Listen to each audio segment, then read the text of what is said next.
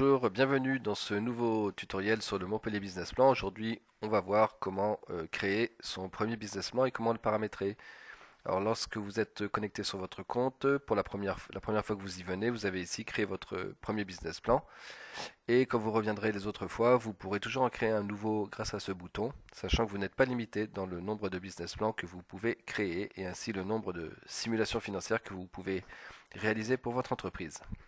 Donc on va cliquer sur créer votre premier business plan et on arrive sur cette page où on va pouvoir renseigner ici un nom, donc c'est le nom du business plan ici qui est attendu,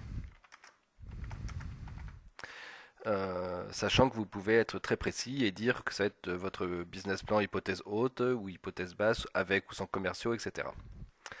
En nombre d'années, 3 nous paraît être un minimum pour un business plan, mais vous pouvez cependant aller jusqu'à 10 ans si vous êtes dans une entreprise innovante qui réclame des longs programmes de recherche et développement tels que les entreprises de biotech par exemple.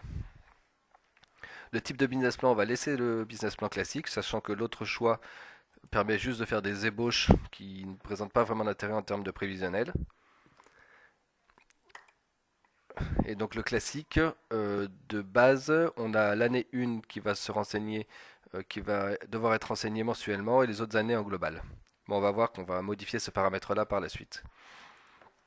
L'année de début, c'est l'année de début de votre business plan, pas nécessairement l'année de début de votre entreprise. Et le mois de début du business plan, je conseille de laisser janvier, sachant qu'on peut mettre le mois qu'on veut. Et que si l'activité démarre en avril, eh ben on laissera les 3 premiers mois vierges, ce qui permettra d'avoir des prévisionnels qui sont calés sur les années calendaires. On peut également reprendre les éléments des exercices antérieurs, c'est-à-dire la photographie de votre dernier bilan comptable, afin de partir sur des données qui soient très justes si vous faites un prévisionnel financier en cours d'activité de l'entreprise, ce qui est tout à fait courant.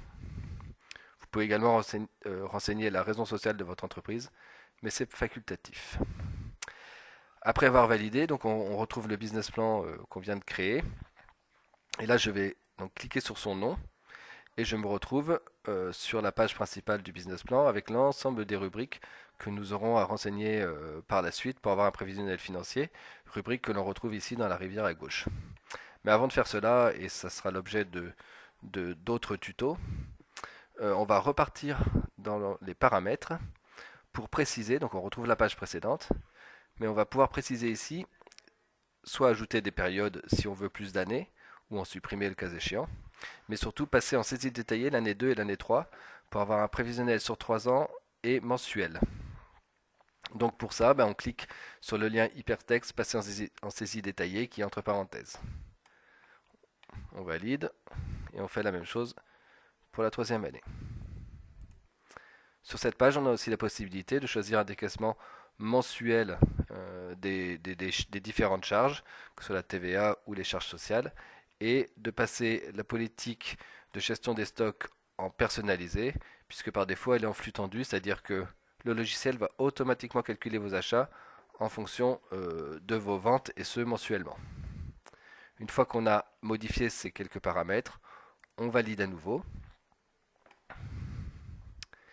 Et si je clique ici sur le bouton tous des business plans, qui me redonne ma liste de business plans, donc je retrouve ici mon tuto, mon BP tuto, pardon, qui me permettra ensuite d'aller renseigner l'ensemble des rubriques, ce que nous verrons dans des prochains tutoriels. Au revoir, à bientôt.